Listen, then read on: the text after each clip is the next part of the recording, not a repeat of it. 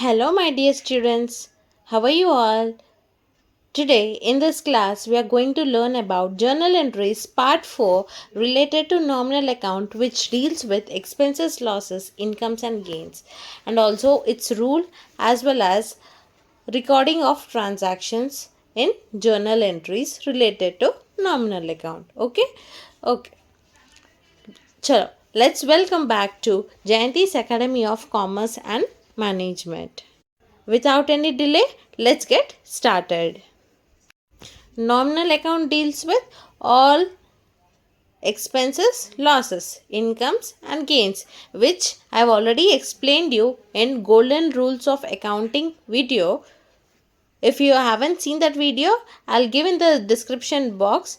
Please go and check it. And if you're watching this video for the very first time, please do subscribe and click on the bell icon for getting more updates and stay tuned. Okay? Chalo. Examples of nominal account are related to expenses, whatever you pay, like paid salaries, paid wages, electricity bill paid, etc., comes under expenses. For example, if goods destroyed in fire, then it is a loss. Okay. Next, whatever you receive, that is your income. Say for example, received commission, received interest. Okay. Then what is gain? Gain means, for example, you're purchasing any asset and you're reselling it after a few years. You gain on that, right? All certain things are gains. Clear? And the rule of nominal account: debit all expenses and losses, credit all incomes and gains. So, in this video, we are going to learn how to generalize the following transactions of expenses related, that is nominal account related. Okay. In the first transaction, we have salaries paid to employees. Salaries paid, it is an expense which is related to nominal account. Next, we have rent paid. Again, it's nominal account. Electricity bill paid, it is a nominal account expenses. Next, we have received commission, income related to nominal account. Before learning and before writing journal entries, make sure that you are very thorough with rules of accounting and its classification. Clear? Okay. Now, our first transaction, salary is paid to employees. Obviously, we'll pay salary to employees only. Okay. And whenever you find a nominal account, no need to mention anybody's name. Okay. Salary, it is an expenses. Debit all expenses and losses. So, we are debiting expense in the form of salary. Debit all expenses. So, we are debiting salary. And how you are paying salary, in which medium? In the medium of cash. Cash is related to real account. Real account rule says debit what comes in and credit what goes out. But actually here in this situation, it is credit. Why? Because cash is going out. Debit expenses, salaries, expenses, and credit what goes out. Cash is going out. Don't think that salary is income. It is income when you receive, but when you pay salary, it is an expenditure in the mindset of organization. Okay, many students think that salaries means income and they credit it. But no, don't think from your point of view. Think from organization's point of view. They are paying means it is their expenditure. Right or wrong? So always whenever they say paid salaries, simply write down debit salaries account. Okay, and debtor to cash account. Why? Because cash is going out of the business. 2500 at debit and credit. Narration being salaries paid. Is that clear? If you have any doubts, comment in the comment section. I will verify your doubts. Next transaction, we have rent paid. Okay. Rent paid to landlord. Obviously, we'll pay rent to landlord only. Now, don't write anywhere landlord's account. Okay. it is an rent is an expense. We should debit all expenses, nominal account. So debit rent. Okay, what is happening when you're paying rent? Cash is coming inside or going outside? Obviously, it is going outside. So credit cash. Rent account to debtor. Rent account to debtor because it is nominal account. To cash account. Why to cash account? Because cash you're paying. Credit what goes out. Real account. 1450 rupees both the sides. Narration being rent paid. Clear? Next, we have electricity bill paid on 3rd of March. Okay, how you are paying electricity bill here?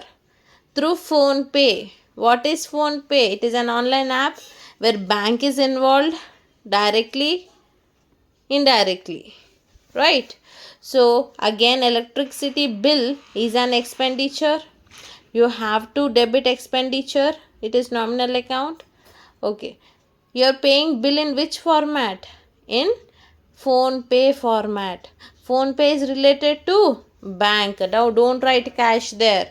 You are paying through bank, so write down to bank account.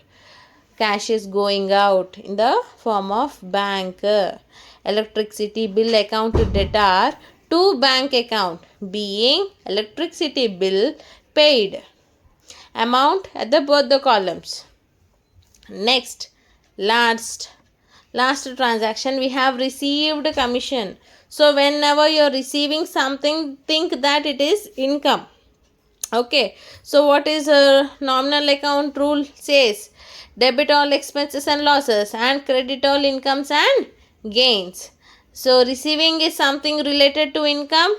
So your commission should be credited, but cash should be debited. Why? Cash relates to real account. Real account rule says debit what comes in, right? So actually when it is income, cash is coming inside. Debit what comes in. So debit cash. Cash account to debtor to commission account. Therefore, being commission received. I hope you understood all these 4 transactions. In the next page, we have other transactions related to different formats. Okay, so chalo, let's check it out. The first March 2024, we have cash deposited into bank. Okay, when cash is depositing into bank, okay, who are involved? 2 parties are involved. One is cash, another is you are only going. Personal account is involved, real account is also involved. Okay, so when you are depositing into bank, who is receiving? Banker is receiving. When you go to bank and deposit your money, who will receive? A cashier in the bank. Banker is receiving. That's why in journal entries you write bank account debtor. Why you are writing bank account debtor? Personal account rule.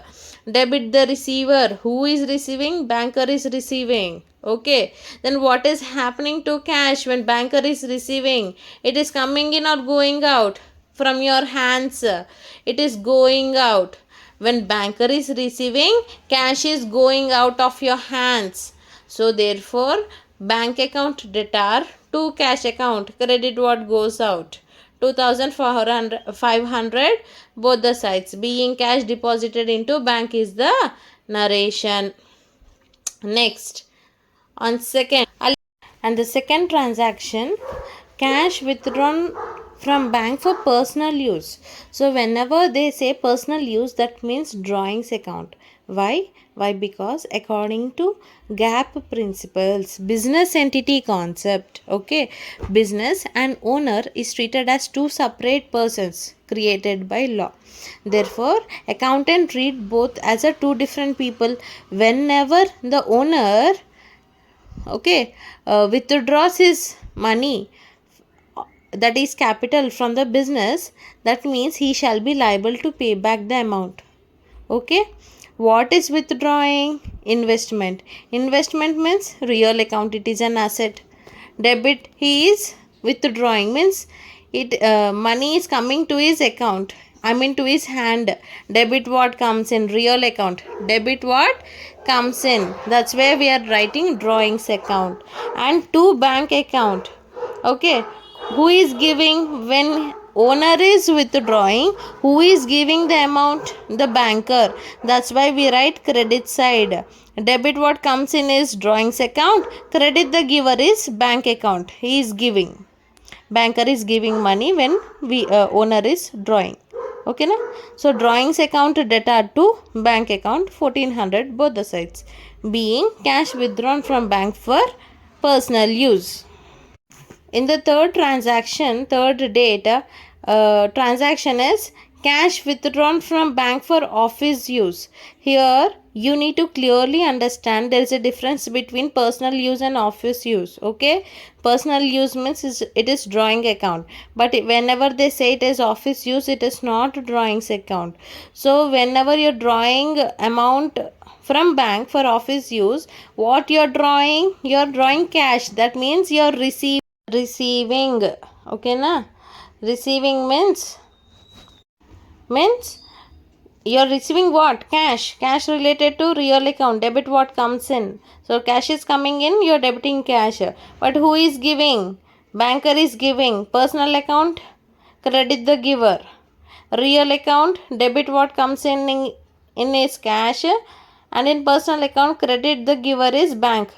So cash account debtor to bank account. You're receiving cash and banker is giving you. So cash account debtor to bank account.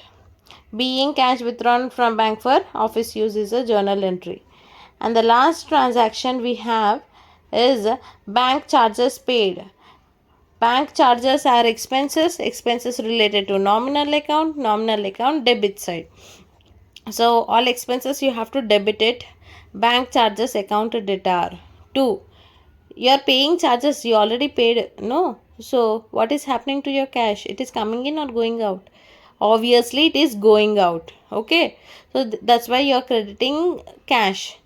Now bank charges account to debtor to cash account. Bank charges are nominal expenses debit side, and cash is going out. That's why we are crediting on the credit side. Being bank charges paid 150 at both the sides. Okay. If you're watching this video for the first time, I'm giving part 1, 2, 3 link in the description box.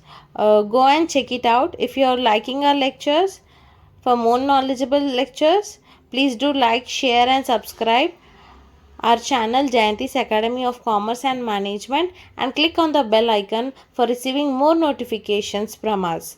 Stay tuned, stay connected. See you all in the next lecture. Till then, take care.